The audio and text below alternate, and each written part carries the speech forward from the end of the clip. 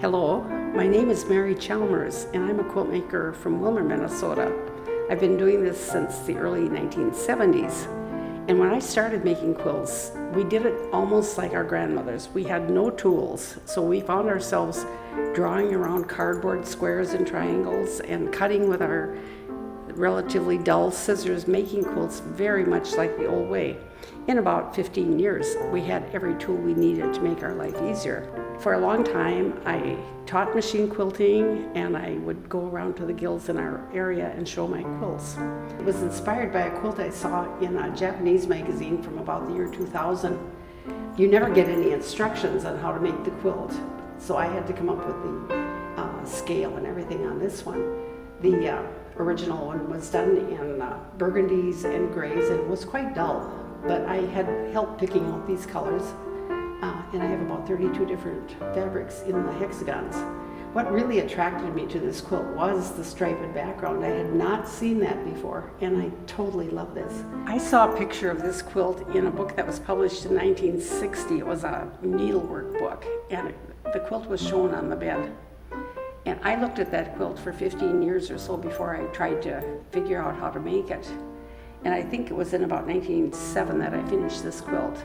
It is a very, very close reproduction of the original. The name of this quilt is Prince's Feathers, Rising Sun, referring to the Mariner's Compass blocks.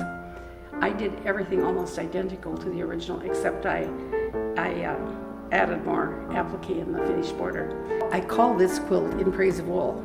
I saw one very much like it in a magazine from 1988 that I saved. In about 2006, I decided to make a few blocks. I had gone to Goodwill and had found people who gave me old skirts and stuff, so I had enough to make a few blocks, and I found out that I was just hooked on embroidering on wool. And so the quilt, I never intended to make it so big, but it just got bigger and bigger. Once it got into competition, it won awards wherever it went, including Viewer's Choice in Wisconsin Expo, and it won a second place in Paducah at the American Quilt Society show, and it got a 4-page spread in the American Quilter magazine. I have made 3 of these quilts that are known as whole cloth quilts. In other words, it's just one great big piece of fabric, and I think in the years that these were made, they were kind of a sign of prosperity for the family because they were not having to use up scraps. This quilt has 2 processes. It's quilted, but it is also trapuntoed. And the word trapunto means stuffed work. For instance, you can see a lot of dimension here. And I'm just going to tell you briefly how that is accomplished. To make this happen, you have to have the entire quilt marked on the top. And then you take very heavy, maybe 1/2 inch, 5/8 inch batting and lay it behind all of these.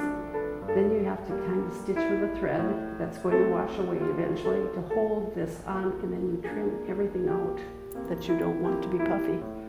So it's completely ready for quilting then, but you have to do the whole quilt first, and then you put the second batting on and the backing, and then do the whole quilting.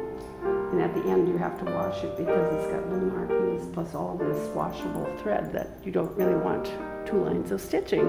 When I first started making quilts in the 1970s, I could not even imagine how the quilt world would affect me. It has caused so much joy. I've made such wonderful friends, and here I am today with my quilts at the American Swedish Institute, and I can't thank all those who helped me get here enough. It is such a privilege. Thank you.